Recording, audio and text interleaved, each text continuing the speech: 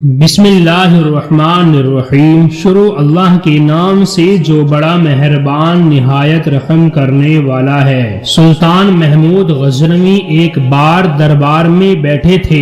دربار میں ہزاروں افراد شریک تھے جن میں اولیاء، کتب اور ابدال بھی شامل تھے۔ سلطان محمود غزنوی نے سب کو مخاطب کر کے کہا، کیا کوئی میری حضرت خضر علیہ السلام سے ملاقات کروا سکتا ہے؟ سب خاموش رہے۔ ایک دیہاتی اٹھ کر کہنے لگا، میں کروا سکتا ہوں۔ بادشاہ نے اس سے پوچھا، اس کے لیے کیا شرائط ہوں گی؟ کہنے لگا، 6 ماہ تک دریا کے کنارے چلہ کاٹنا پڑے گا، لیکن میں ایک غریب آدمی ہوں، میرے گھر کا خرچ آپ کو اٹھانا پڑے گا۔ بادشاہ رضامند ہو گیا اور اسے دریا کے کنارے چلہ کاٹنے کے لیے بھیج دیا گیا اور اس کے گھر کا خرچہ خود اٹھانے لگا۔ جب 6 ماہ گزر گئے تو بادشاہ نے اس شخص کو دربار میں حاضر کیا اور اس سے پوچھا، کیا ماجرا ہے؟ دیہاتی کہنے لگا، بادشاہ سلامت، کچھ وظائف الٹے پڑ گئے ہیں، اس لیے چلہ دوبارہ کاٹنا پڑے گا۔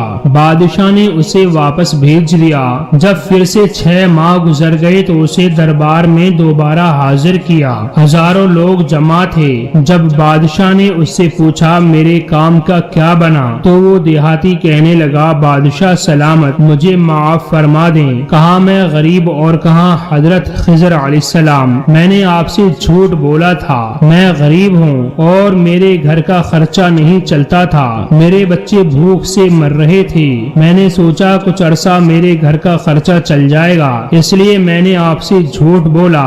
بادشاہ نے اپنے وزیر کو مخاطب کیا اور اس سے پوچھا، اس شخص کی کیا سزا ہے؟ وزیر کہنے لگا، اس نے بادشاہ سے جھوٹ بولا ہے، اس لیے اس کا گلا کاٹ دیا جائے۔ دربار میں بیٹھے ایک نورانی شکل کے بزرگ کہنے لگے، یہ وزیر ٹھیک کہتا ہے۔ بادشاہ نے اپنے دوسرے وزیر سے پوچھا تو وہ کہنے لگا، اس نے بادشاہ سے جھوٹ بولا ہے، اس لیے اس کا گلا کاٹ دیا جائے، بلکہ اس کو کتوں کے آگے ڈال دیا جائے تاکہ یہ ذلیل ہو کر مرے۔ دربار میں موجود وہی بزرگ بولے، یہ وزیر ٹھیک کہتا ہے۔ پھر بادشاہ نے اپنے غلام ایاز سے پوچھا، تم بتاؤ اسے کیا سزا دی جائے؟ ایاز کہنے لگا، بادشاہ سلامت، 1 سال تک آپ کے خزانے سے ایک غریب کا گھر چلتا رہا، اس سے آپ کے خزانے میں کوئی کمی نہیں ہوئی اور نہ اس شخص کے جھوٹ بولنے سے آپ کی شان میں کوئی کمی آئی ہے، میرے خیال سے آپ کو اسے معاف کر دینا چاہیے۔ ایاز کی بات سن کر وہی بزرگ بولے کہ ایاز ٹھیک کہتا ہے۔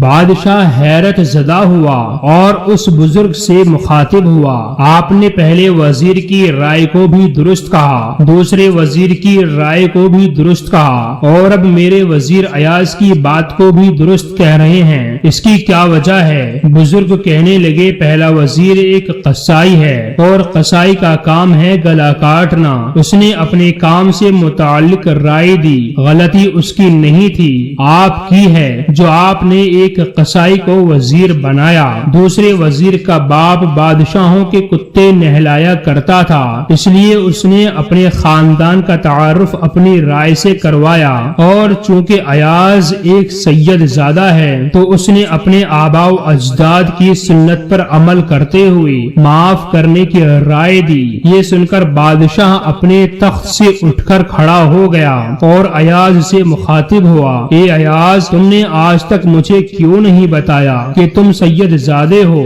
ایاز مسکرایا اور کہنے لگا، اب جب اس بزرگ نے میرا راز فاش کیا ہے، میں بھی ایک راز سے پردہ اٹھاتا چلوں۔ بادشاہ سلامت اور اے درباریوں، یہ بزرگ کوئی عام بزرگ نہیں بلکہ یہی حضرت خضر علیہ السلام ہیں۔ اگر آپ کو ہماری